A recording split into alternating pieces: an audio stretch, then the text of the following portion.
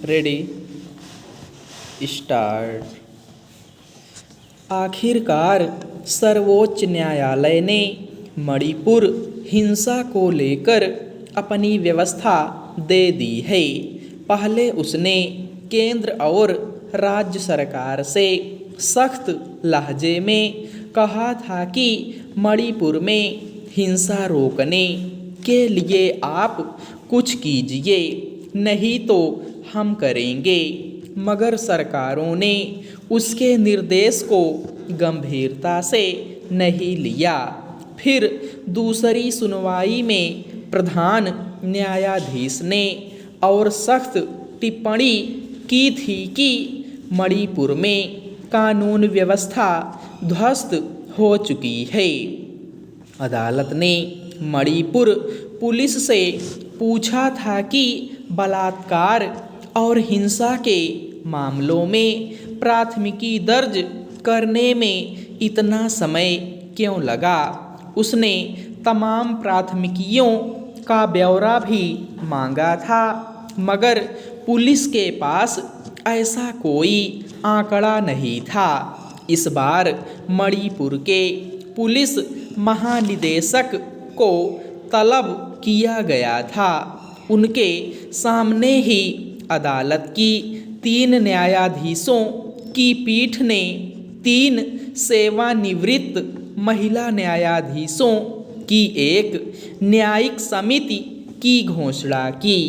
इस समिति की व्यापक भूमिका होगी। वह सीबीआई जांचों की निगरानी के साथ साथ निदान, राहत, मुआवजे और पुनर्वास संबंधी प्रयासों का आकलन करेगी। वह राहत शिविरों की निगरानी भी करेगी।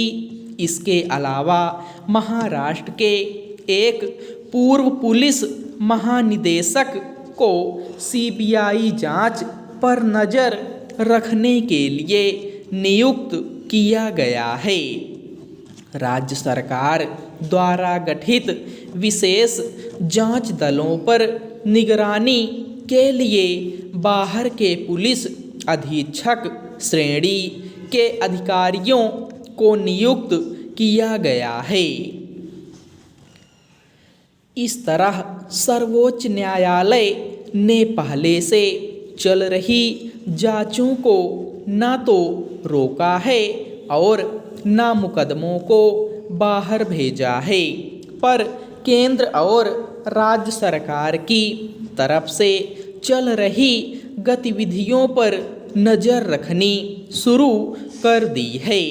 यह पहला मौका है जब सर्वोच्च न्यायालय ने केंद्र और राज्य सरकार की व्यवस्था के ऊपर अपनी एक व्यवस्था लागू कर दी है। इससे स्पष्ट है कि अब भी सर्वोच्च न्यायालय को सरकार की व्यवस्था पर भरोसा नहीं है। न्यायिक समिति सीधा सर्वोच्च न्यायालय को अपनी रिपोर्ट सौंपेगी। स्वाभाविक ही इससे सीबीआई और राज्य जांच दल अपनी जांचों में कुछ संजीदा हो सकेंगे।